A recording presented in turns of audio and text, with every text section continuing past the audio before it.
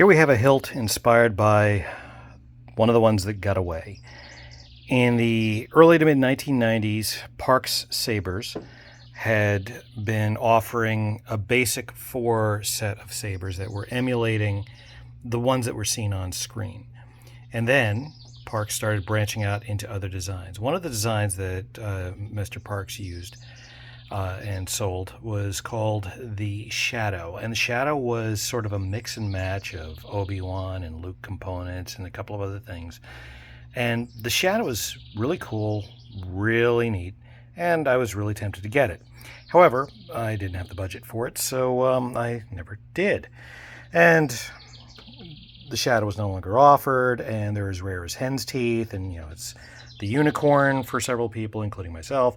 But since I have been building custom lightsabers with using parts from Custom Saber Shop and Vire and Corvus and others, I figured, okay, I'm going to take the Shadow as a base, and I am going to work with it and make my own version. Now, these T-bars were originally full length, and I cut and shaped them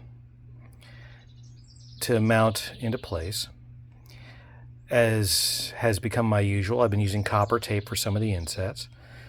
There is a cutout on the Vire shroud here, and that cutout, for those who have been following my other videos, you've seen it used in the pommel of the previous build that I showed off that a lot of people really liked. But this is a Corvus parts heavy build, including one of the Schema front end assemblies. I really love this. I believe this is Schema 5 emitter. And I, of course, added the brass screws because I happen to really like the brass thumb screws on a lot of my builds. Painted the insets where I didn't use copper. Functional. The electronics will be here later this week. And the only other thing missing is a Saber Bay belt hook. So, here we have me adding to my collection for the one that got away and providing an example for anyone else that's interested in for me doing a custom build for them. So,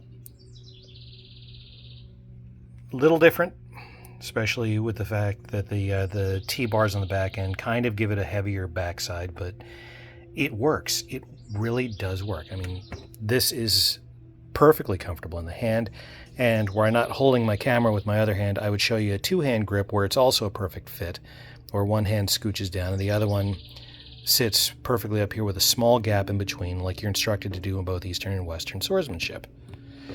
So, this one's definitely, very quickly, a favorite of mine. Tell me what you think in the comments.